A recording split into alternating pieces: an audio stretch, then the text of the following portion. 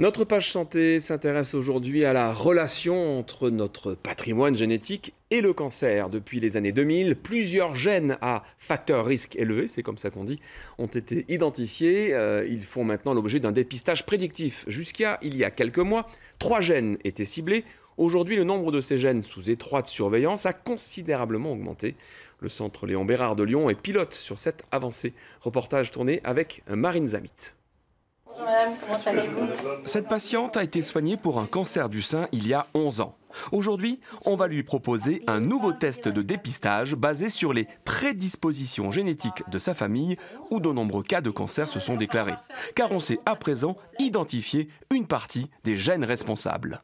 On va comparer l'histoire familiale de cancer avec les statistiques de la population générale dont on dispose en termes de cancer pour évaluer s'il peut y avoir un risque héréditaire génétique dans la famille. C'est bien parce que j'ai une fille, j'ai des enfants, je trouve que c'est bien de savoir.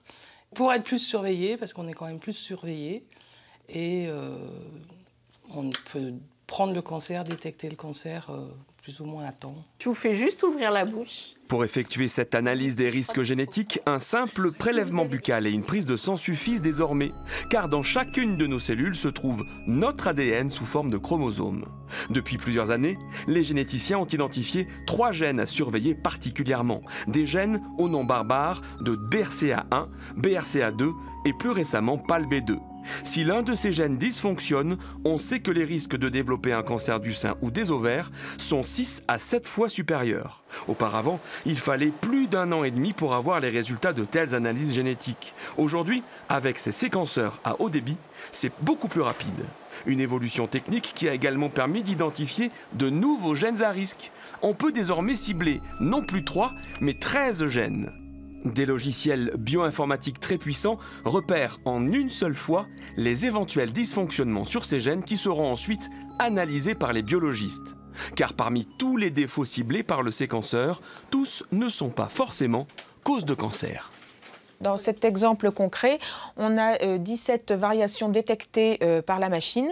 Sur ces 17, toutes ne seront pas pertinentes. Il y en a 16 qui sont des variations considérées comme neutres, des variations par rapport à une séquence de référence. Par contre, ici, la première donne clairement un surrisque de cancer de l'ovaire chez la patiente. Avec ces nouveaux appareils, il faut environ 4 mois pour une analyse complète sur les 13 gènes.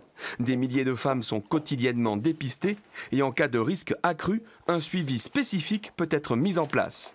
La recherche sur d'autres gènes se poursuit, de nouveaux facteurs à risque ciblés qui permettent de proposer une médecine prédictive de plus en plus personnalisée. Et on retrouve sur ce plateau le professeur Christine Lassé. Bonjour, vous êtes oncogénéticienne, ce qui veut dire que vous êtes un médecin spécialiste de la génétique du cancer au centre Léon Bérard. Centre Léon Bérard qui, je le rappelle, donc, a piloté en grande partie cette avancée sur le dépistage du cancer. Alors quand on repère chez une patiente un de ces 13 gènes qui dysfonctionnent, quel est le type de suivi spécifique qu'on peut proposer? Alors, ça va dépendre du gène. La plupart des gènes dont on parle aujourd'hui augmentent les risques de cancer du sein. Donc ce sont des personnes à qui l'on propose soit un dépistage renforcé, mammaire, qui est basé à partir de l'âge de 30 ans sur la réalisation d'IRM mammaire. Bien plus tôt que les 50 ans aujourd'hui. Voilà, bien plus tôt que les 50 ans. On garde la mammographie en association. Et puis, il y a une alternative qui peut être proposée, qui doit même l'être, qui est la chirurgie, ce qu'on appelle nous la chirurgie de réduction de risque, et qui consiste en l'ablation préventive des 2 glandes mammaires chez ces femmes. C'est ce qui est arrivé, notamment ce qu'a choisi Angelina Jolie. Voilà, c'est l'histoire d'Angelina Jolie. Pour d'autres gènes, notamment RAD51D, dont on a parlé dans le reportage. Oui, ça fait partie des nouveaux gènes que vous avez identifiés. Des nouveaux gènes. Donc là, le risque est au niveau de l'ovaire uniquement, et c'est des patients qui, après l'âge de 40 ou 45 ans, on propose une ablation préventive des ovaires, qui est faite par célioscopie.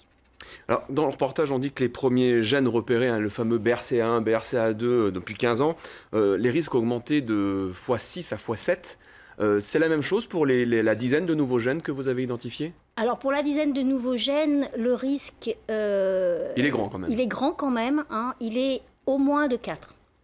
Voilà, alors si on a pris ce seuil, c'est qu'il permet de clairement identifier au sein d'une même famille des personnes qui sont à haut risque de cancer parce qu'elles ont le gène qui dysfonctionne, et puis celles qui ne l'ont pas et qui ont un risque habituel et ne justifient pas de ces surveillances dont je viens de parler. Alors, quand un de ces gènes dysfonctionne, est-ce que c'est obligatoirement la survenue d'un cancer?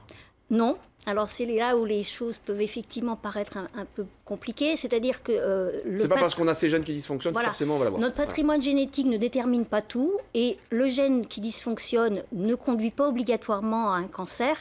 Et dans une même famille, par exemple, deux femmes qui ont le même gène qui dysfonctionne, une peut avoir très jeune un cancer du sein et l'autre avoir 80 ans et ne jamais avoir eu de cancer. Donc il y a d'autres facteurs qui interviennent, et actuellement les défis pour les années à venir vont être de les identifier pour pouvoir être plus précis dans les risques. Est-ce que tout le monde peut demander cette analyse génétique ?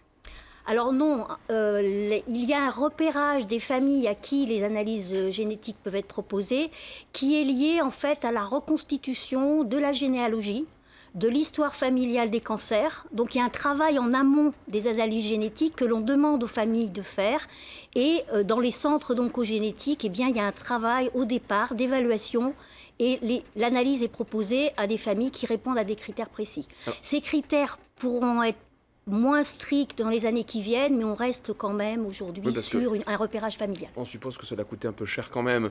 Est-ce qu'on peut penser aussi que dans quelques mois, quelques années, on aura non plus 13 gènes, mais 14, 15, 20 gènes qu'il faudra surveiller? Alors probablement, donc le travail qui a été fait par les équipes françaises de génétique, donc génétique, qu'elles soient cliniques, biologiques ou épidémiologiques, a conduit au départ, on avait nos 13 gènes et on en a repéré 10.